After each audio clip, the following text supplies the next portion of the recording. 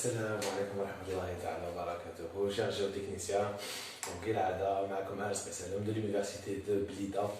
Donc aujourd'hui on est venu avec une seconde application, donc la deuxième application sur le chapitre de résistance au cisaillement des sols. Okay? Donc là on a une seconde application qui est différente à l'une de l'autre. Donc on essaie de varier un petit peu les idées, d'accord? Donc là l'application elle dit comme suit. Donc là en fait on a un sol de matière simple argileux, ok, a été soumis à un essai de cisaillement direct, donc à la boîte de Casagrande. Les résultats de cet essai ont permis de tracer dans le plan de mort la droite de rupture de Morcoulon. Okay? Donc l'essai qui a été effectué au laboratoire dans le cisaillement direct a permis d'obtenir cette droite-là. Okay? Très bien, excellent. Donc,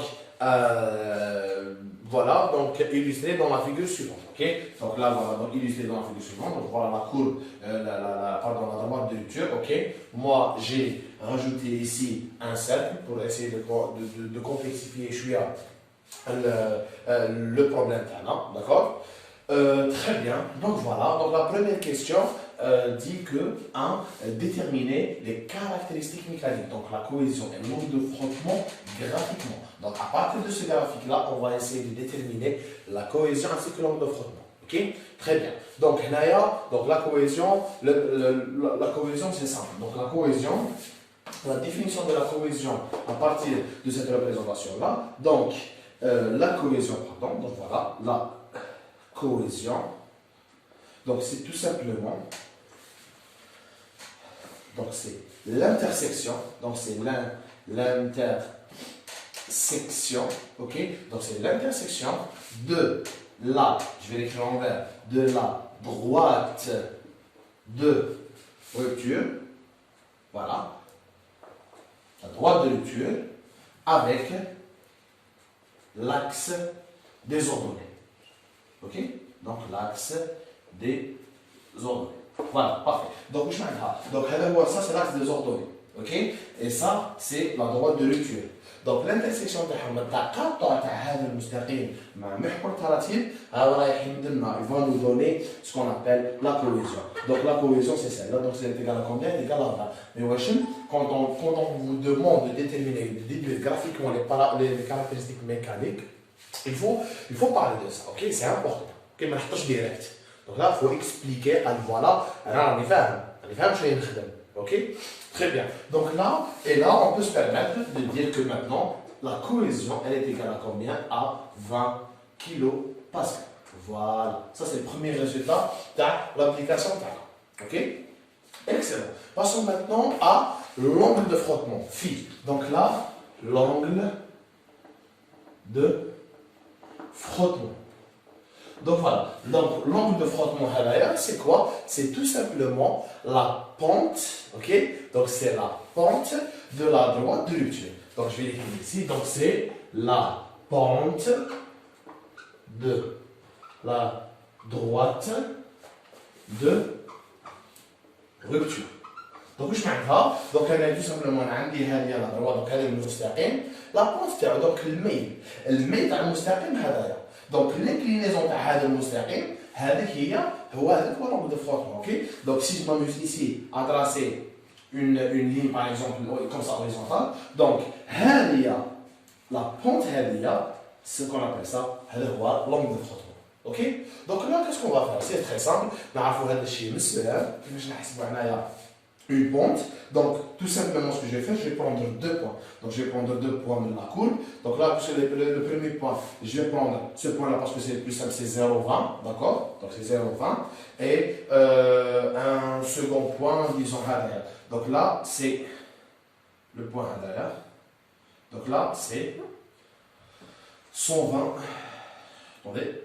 Donc, c'est 120, 61. Voilà. 61. Et ce point-là, c'est 0,20. Et là, on peut calculer ce qu'on appelle la pente. Okay? Une fois qu'on aura calculé la pente, on calcule l'angle avec, ou l'angle avec, c'est lui qui va nous donner l'angle de frottement. D'accord? Donc, qu'est-ce que je vais écrire ici? Donc, tangente phi, ça va nous donner, donc c'est 61, plutôt, c'est 120 moins 0, donc c'est 120 moins 0, divisé par 61 sur 20. Ok? Donc divisé par 61 sur 20. Ah, pardon, c'est l'inverse. Donc c'est 61 moins 20, voilà, et 120 moins 0. Donc là, les y نحطهم من الفوق les x نحطهم من تحت, d'accord? Donc ça, c'est soit égal à 41 sur 120, ok? Et là, on calcule 41 sur 120, ensuite on fait l'inverse à la tangente et on retrouve un nombre de frottements qui sera égal à 18,86 degrés, ok? Le problème qui se pose, c'est que ce résultat-là est très approximatif parce qu'on l'a fait graphiquement. Chacun d'entre nous peut choisir 2 points et peut ne pas être précis. Les points précis, les coordonnées et tout. Donc là, l'idéal bien sûr, c'est de faire ça analytiquement. Surtout si on dispose de sigma 1, 3 et sigma 1. Sigma 3 et sigma 1, on va regarder la vidéo dans l'application là ou le résumé dans le cours. Ok? Très bien. Donc, c'est bon. Donc là, la première question, on a joué. Donc on a déterminé les caractéristiques mécaniques, c'est ici. Passons maintenant à la deuxième question. Alors, la deuxième question dit comme suit. Donc, maintenant, qu'est-ce qu'il vous dit? Il vous dit qu'on suppose que la cohésion, elle est égale à 20 et l'angle de frottement est égal à 20 aussi. Donc, on suppose que le C est égal à 20 kPa et le phi est égal à 20 degrés. Et la contrainte principale mineure ça donne un sigma 3, ou le majeur c'est sigma 1. Donc la contrainte principale mineure est égale à 73 kPa. Ok? Donc sigma 3 est égal à 73 kPa. Donc j'ai la cohésion, l'angle de frottement et sigma 3. D'accord? Très bien. La question est comme suit. Donc, si ils ont supposé ça, et sigma 3 est égal à 73 kPa, déterminer la contrainte principale majeure. Donc, il vous demande de déterminer le sigma 1. Ok? Donc, là, on va venir déterminer. Déterminer quoi? La contrainte. La contrainte principale. Principale est majeure. Donc, je mets c'est sigma 1. D'accord? Dans un essai d'axal, on a sigma 1 et la contrainte de confinement ou de consolidation, sigma 3. D'accord? Horizontal sigma 3, vertical sigma 1. Il ne faut jamais oublier ça. Parfait. Donc là, il y a une formule pour déterminer ça, pour déterminer sigma 1. Là, je vais vous présenter une nouvelle formule, je ne sais pas bizarre. Donc, la formule dit comme suit. Donc là, j'ai sigma 1 plus sigma 3. Ok? Sigma 1 plus sigma 3 fois sinus phi. C'est bon? Moins le déviateur sigma 1 moins sigma 3. Plus 2 fois la cohésion fois le cosinus de l'angle de frottement. Sigma 1 plus sigma 3 fois sinus phi, moins le déviateur sigma 1 moins sigma 3, plus 2 fois la cohésion fois cosinus phi est égal à combien? 0. C'est bon? Excellent. Qu'est-ce qu'il nous demande? Il nous demande de déterminer quoi? Le sigma 1. Donc là, moi, j'ai le sigma 1, ou qu'il y a le sigma 1. Moi, j'ai le sigma 3, ou le l'angle de frottement gelé. La cohésion, je l'ai ou le fait. C'est bon. Donc, qu'est-ce que je vais faire? J'ai une équation à une seule variable. La variable, c'est sigma 1. Il y a un seul inconnu. D'accord? Pardon, un seul inconnu. Donc, sigma 1. Donc, j'ai sigma 1 plus sigma 3 qui est égal à 73 fois sinus l'angle de frottement qui est égal à 20. Ok? Moins le déviateur sigma 1, elle reste inconnue. Ok? Moins 73 plus 2 fois 20, la cohésion c'est 20, fois cosinus 20 égale à 0. Cosinus, l'angle de frottement qui est égal aussi à 20. Là, la cohésion, l'angle de frottement, on l'a d'accord? Très bien. Donc là, qu'est-ce qu'il nous reste à faire? Juste là, on va développer Mike. Donc là, j'ai sigma 1 fois sinus 20, donc sigma 1 sinus 20, plus 73 fois sinus 20, là je vais vous donner les valeurs, d'accord? Donc 73 fois sinus 20, ça vous donne 24,96, ok? Ensuite, j'ai le moins, moins sigma 1, plus 73, d'accord? Plus 2 fois 20, c'est combien? C'est 40, c'est 40 fois cosinus 20. Donc là, 40 fois cosinus 20, ça vous donne 37,58. Est égal à quoi? Est égal à 0. Donc, je disais, donc sigma 1, sinus 20 moins sigma 1, ça nous donne moins 0,657 sigma 1. D'accord? Excellent. Et 24,96 plus 37,58. Donc, bien sûr, plus 73, on fait la somme de le côté des mêmes. D'accord? Et là, j'aurai est égal à moins 135,51. Et de là, je peux calculer sigma 1. Sigma 1 sera égal à 206,25 kPa. Et là, j'ai déterminé la contrainte principale. La contrainte principale majeure. D'accord? Et de là, bien sûr, je peux tracer ce qu'on appelle le cercle de Moore. Donc voilà, ça c'est une très bonne technique pour savoir si il a un cercle ou la. Parce que éventuellement, le premier coup de il ne vous donne pas ce cercle-là. Ok? Donc là, il faut toujours savoir que les sigma 1 ou sigma 3, le sigma 3 qui n'a pas de ok? Donc là, par exemple, ça c'est sigma 3. Ok? Là, c'est sigma 1. Donc là, c'est 73 à peu près. Et là, c'est 206. C'est 206,25. Ok? Lorsque donc je prends mon compas, je mets au milieu. Ok? Et je viens ici pour tracer un demi-cercle. Il faut que le cercle soit tangent à la ligne de lecture. Ok? Donc, il faut avoir quelque chose qui fait ça. Par exemple, c'est très important. Là, il faut qu'il soit tangent pour dire qu'on est juste. Et si on arrive à trouver ça, ça veut dire que pour le moment, la première et la deuxième question sont totalement justes. Ok?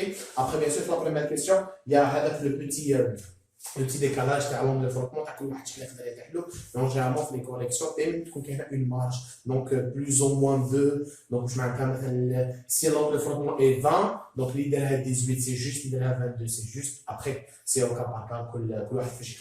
Ok? Voilà, parfait.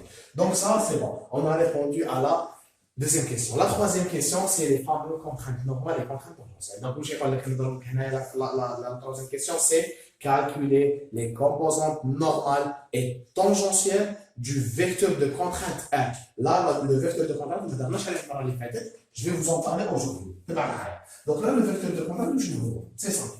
La dernière fois, qu'est-ce que je vous disais? La contrainte normale ou la contrainte tangentielle? Le sigma est au sigma 1 est au n.